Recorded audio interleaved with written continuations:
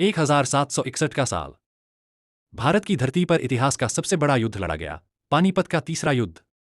एक तरफ थे मराठे, जिन्होंने अपने पराक्रम और रणनीति से पूरा हिंदुस्तान मुगलों से मुक्त करवाया था, और दूसरी तरफ साथ भारत के ही कई सरदार अफगानिस्तान से आया एक खूंखार शासक। यह लड़ाई सिर्फ मराठों और अब्दाली के बीच नहीं थी, यह लड़ाई थी भारत के आत्मसम्मान की, हिंदुस्तान की एकता की और धर्म की रक्षा की। लेकिन इस लड़ाई में भारत हार गया, क्योंकि भारत एक नहीं था। मराठों ने इस देश के लिए अपने प्राण न्योछावर कर दिए, लेकिन देश के बाकी हिस्सों ने उनकी मदद नहीं की।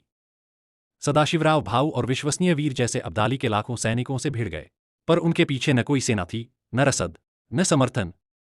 जब वो दिल्ली पहुंचे तो उम्मीद थी कि राजस्थान, पंजाब, बंगाल, अवध और उत्तर भारत के हिंदू राजा साथ आएंगे, लेकिन सबने कहा, यह मराठों की लड़ाई है, हमारी नहीं। और यही भारत की सबसे बड़ी भूल थी। इतिहास बार बार हमें यही सिखाता रहा है कि जब भी हिंदू समाज को एकता दिखाने का अवसर मिला, तब उसने अपना स्वार्थ चुना। जब जब समय ने पुकारा, तब हिंदू समाज ने कहा, पहले मेरा राज्य, पहले मेरा परिवार, पहले मेरा फायदा। और जब वह समय निकल गया, तब वही समाज रोया और कहा, काश हम एक होते। यही हुआ पानीपत में। हिंदू समाज कभी धर्म के नाम पर एकजुट नहीं हुआ, जबकि मुसलमान हर बार धर्म के नाम पर एक होकर लड़े। अहमद शाह अब्दाली ने जैसे ही कहा कि यह इस्लाम की जंग है, सैकड़ों मुस्लिम सरदार उसकी झोली में आ गिरे।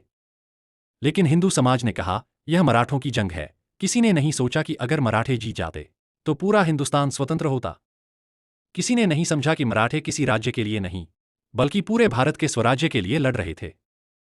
पानीपत की हार के कई कारण थे। पहला, भारत की असंगठित स्थिति। मराठे अकेले मैदान में उतरे थे, जबकि उनके खिलाफ अफगान, रोहिला और मुगल सब एकजुट थे। दूसरा कारण, रसद और भोजन की कमी। दिल्ली तक पहुंचते पहुंचते मराठों के पास अनाज, घोड़े और हथियार सब खत्म हो गए थे, क्योंकि उत्तर भारत के किसी भी राजा ने उन्हें रसद नहीं दी। तीसरा कारण, विश्वासघात। भारत में कुछ हिंदू रजवाड़े भी अब्दाली से जा मिले, ताकि अपने राज्य बचा सकें। और चौथा कारण, दिल्ली की राजनीति। वहां के कई सरदारों ने मराठों को चेतावनी दी थी कि यहां रहना सुरक्षित नहीं, लेकिन उन्होंने पीछे हटने से इनकार किया। मराठों ने आखिरी सांस तक लड़ा, हर सैनिक ने अपनी जान दी। लेकिन जब पीछे से मदद ही नहीं मिली, तो जीत कैसे होती? इतिहासकार लिखते हैं कि अगर उस दिन सिर्फ राजस्थान, पंजाब और अवध मराठों के साथ होते, तो अब्दाली का नाम इतिहास में मिट चुका होता। भारत का नक्शा आज कुछ और होता। शायद अंग्रेज कभी यहां तक नहीं पहुंच पाते। लेकिन नहीं, हिंदू समाज ने फिर वही किया जो वह हमेशा करता आया है।